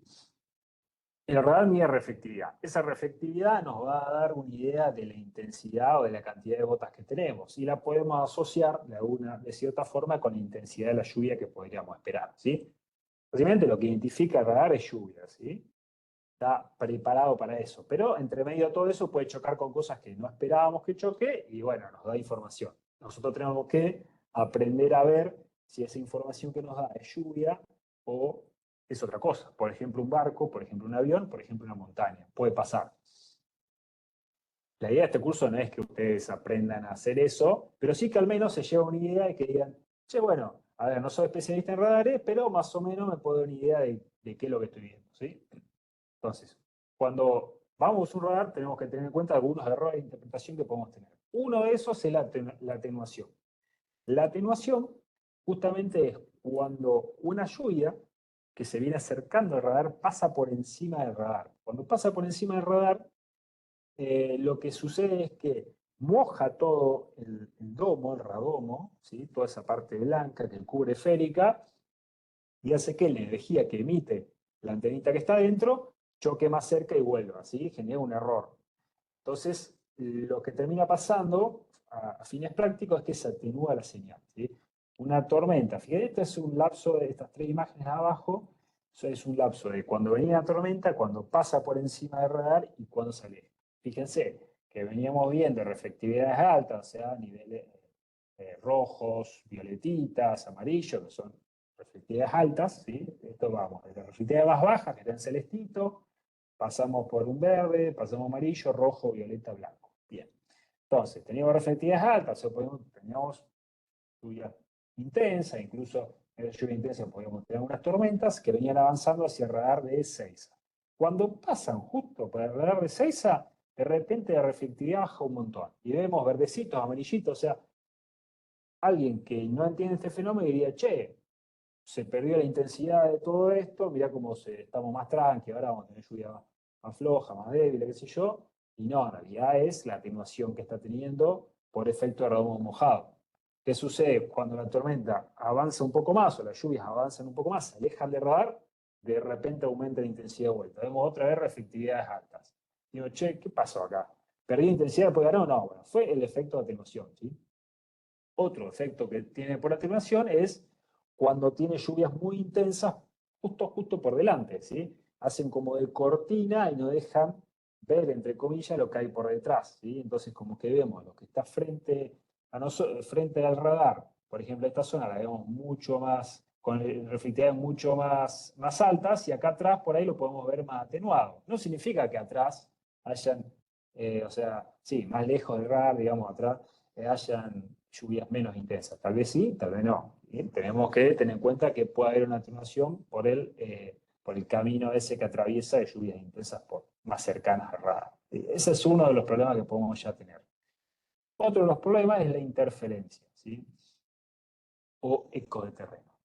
La interferencia es cuando tenemos antenas, por ejemplo, de radios piratas que usan frecuencias que no son legales y que el radar las toma como eco de energía, ¿sí? Las capta como si fuera energía que vuelve de la nube, ¿sí?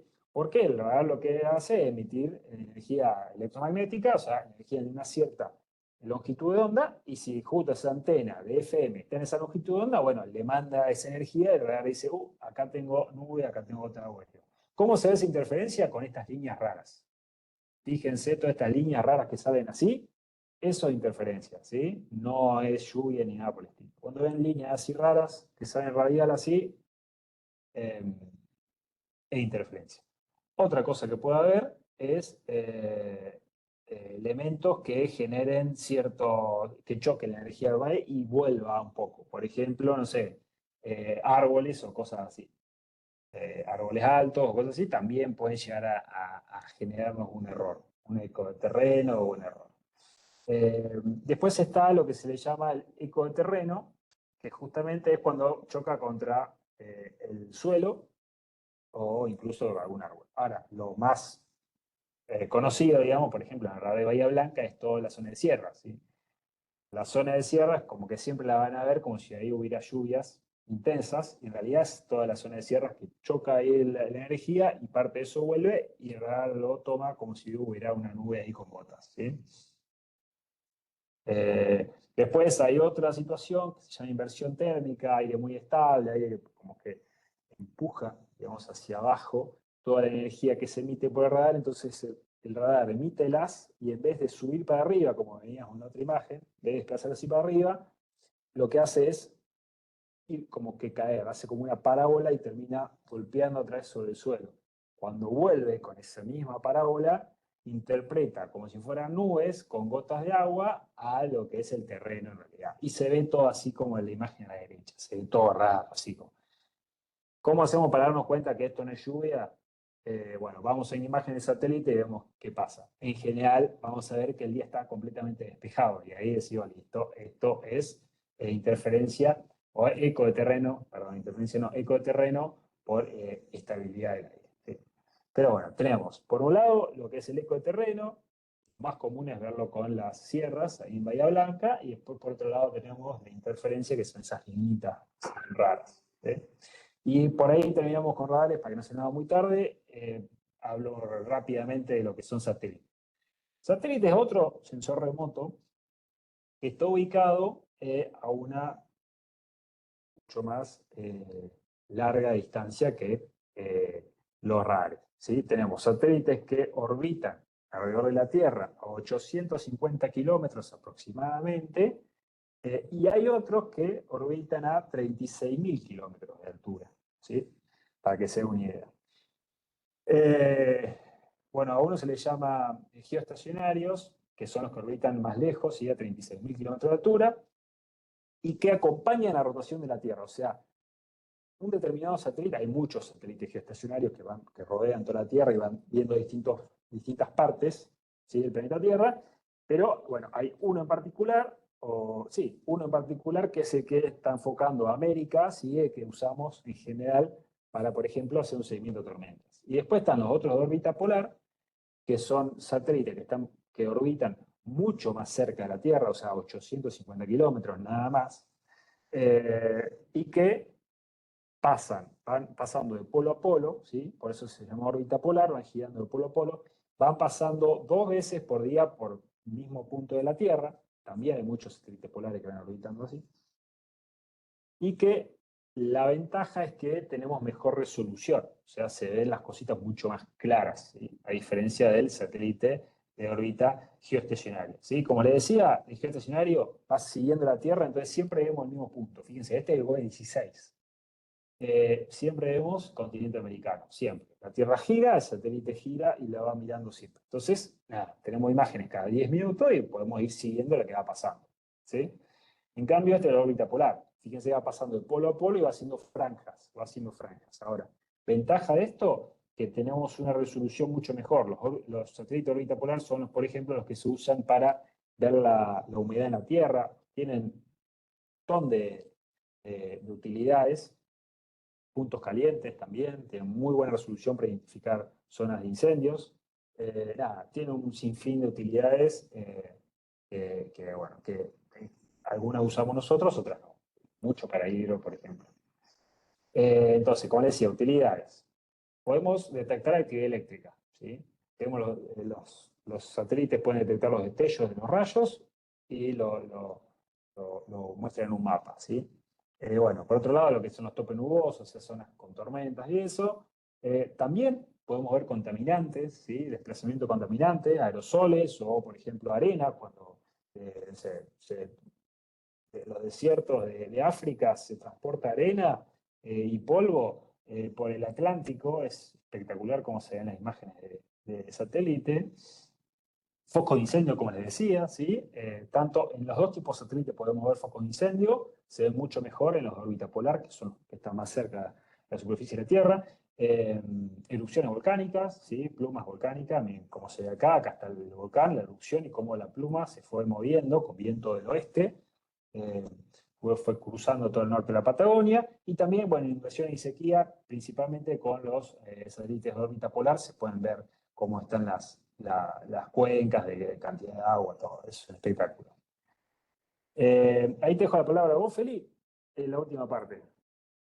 Sí. A ver, Yo voy moviendo.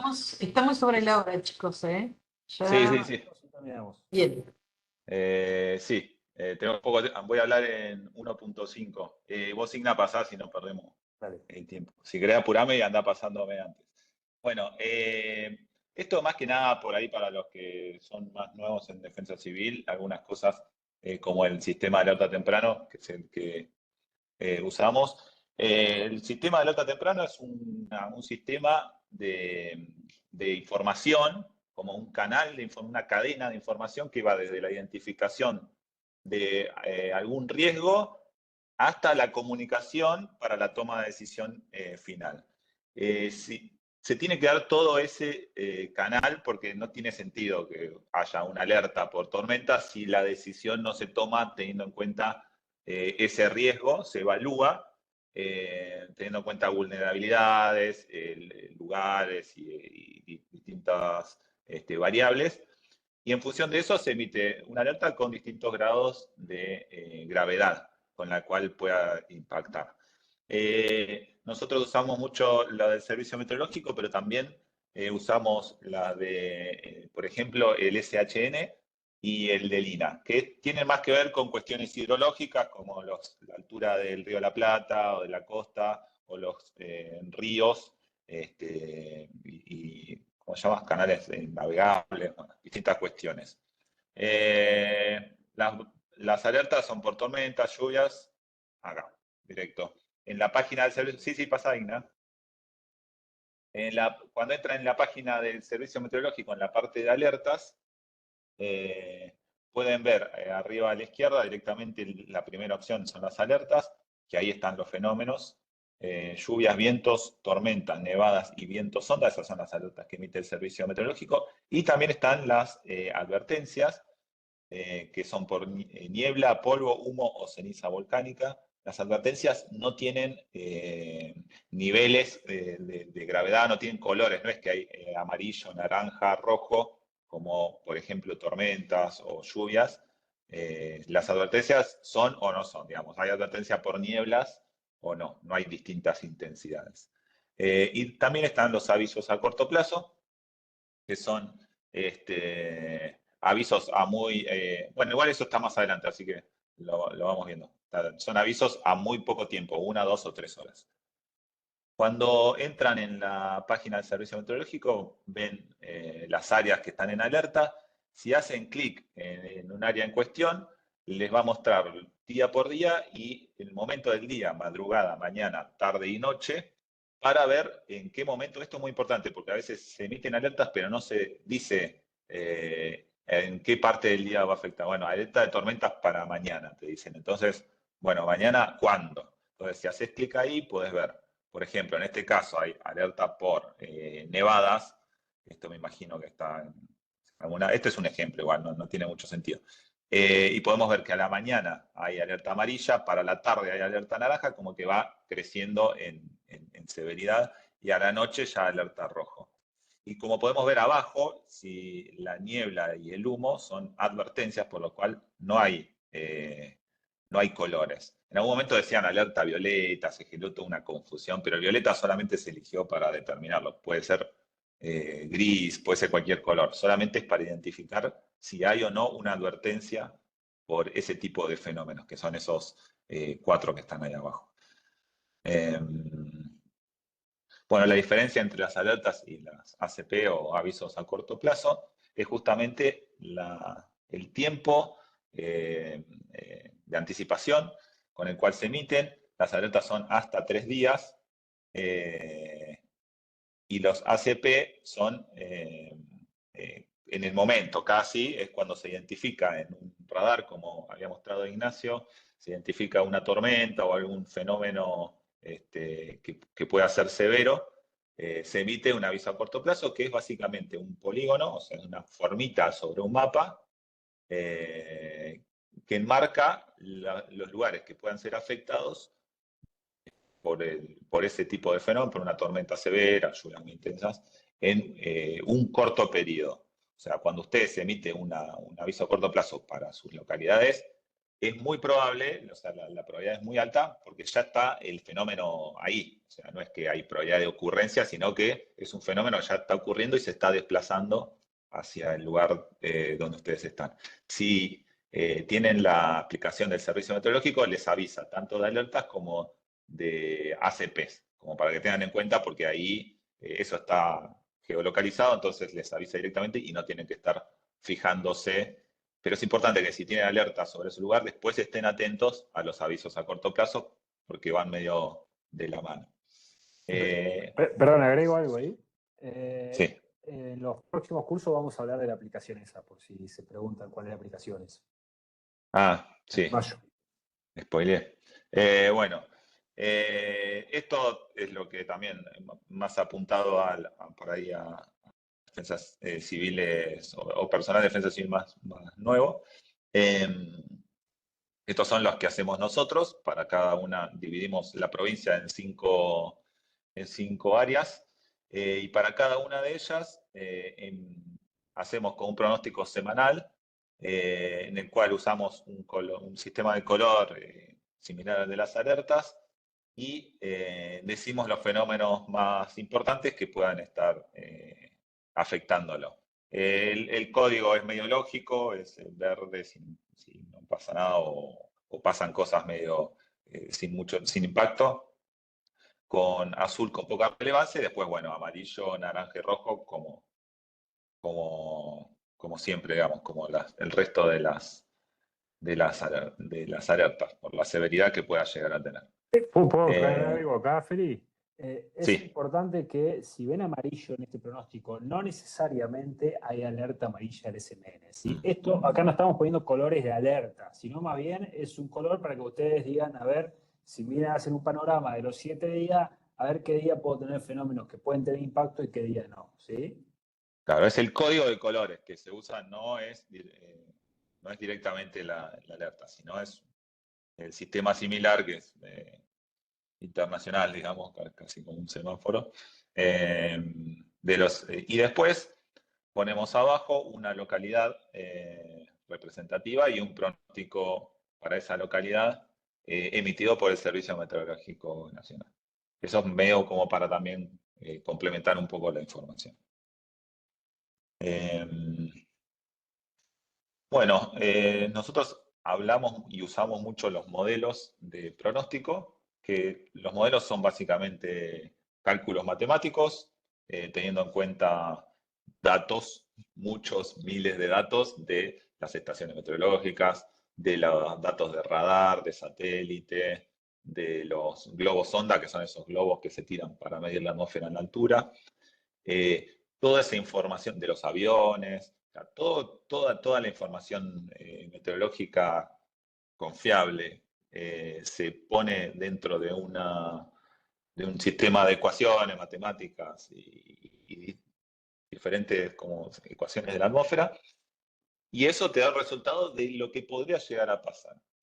Ese es el modelo de pronóstico y eso es lo que vemos en la aplicación de celular, lo que vemos en todos lados.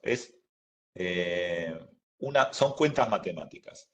Nosotros usamos, hay distintos, está el modelo yankee, modelo europeo, canadiense, bueno, hay un montón de modelos y nosotros analizamos según el fenómeno o lo que podría afectar distintos tipos de modelos y los comparamos para ver qué tanta confianza nos da. Bueno, todos estos resultados están en mapas, ¿no? Que son los que nosotros vemos. Por ejemplo, en una página que se llama Windy, que es muy conocida, que está buena para usarla, pero hay que saber ciertas cosas para poder interpretarla. Pero está bueno porque en esa página se ven varios modelos. WinGuru es otra página que también se usa mucho, que usa el modelo, creo que usa el modelo Yankee. Y en el Windy también está el europeo, está el modelo Icon, que es alemán, uno de Noruega y el Yankee. Por ahí, por ahí lo que tienen que tener cuidado de los modelos es que esto todo computadoras, ¿sí? Acá no hay mano de obra de un meteorólogo que mira esto y corrige cosas. Entonces, lo que salga va a salir de las computadoras. Y así como sale, ustedes lo ven. Entonces, siempre hay que tomar cierta precaución en los datos que tomamos de ahí. ¿Por qué pueden tener errores? Porque no hay nadie que esté comparando lo que está viendo el modelo con lo que está viendo, con lo que se está viendo en las imágenes de radar y satélite en el momento, y está diciendo, bueno, esto viene bien, o tiene ciertos sesgos o errores, ¿sí? Entonces, por eso, tomar con ciertas pinzas ese tipo de modelos. El que sabe usarlo, porque el que estudió meteorología, sabe interpretar ciertos errores y ciertos sesgos y los corrige. Que no, bueno, lo toma así como dice el modelo y bueno, puede resultar en errores a veces. Sí, además, por ejemplo, en las aplicaciones del celular te dice va a llover o no va a llover, no te dice en qué zona va a llover Entonces, por ahí el modelo interpreta que va a llover acá en donde ustedes están y no va a llover a 2 kilómetros y te dice llueve, no sé. Entonces, eso también es importante tenerlo en cuenta. Son varias cuestiones. Asociado a esto y en contraposición a la confiabilidad que nos da que los modelos se parezcan entre sí, o sea, que distintos cálculos nos permitan definir el mismo resultado, en contraparte está la incertidumbre, que es justamente cuando cuando estas distintas cuentas nos dan resultados distintos. Entonces decimos, bueno, ¿qué hacemos con esto? Si uno dice que va a llover, otro dice que no va a llover, uno dice que va a haber tormenta, que va a estar calmo, Entonces, bueno, ahí nosotros lo que hacemos es cuantificar la incertidumbre, que es decir, bueno, ¿hay probabilidad de lluvia? Sí. Por ejemplo, acá estamos viendo, no veo porque está medio chiquito, para el sábado, por ejemplo, sábado a la tarde. El del medio da tormenta, que son esas barritas más violetas. Y el de arriba no da nada de tormenta. Entonces dice, bueno, ¿qué va a pasar el sábado? Bueno, yo en este caso diría, hay probabilidad de tormentas, pero con incertidumbre, como que todavía no está bien definido,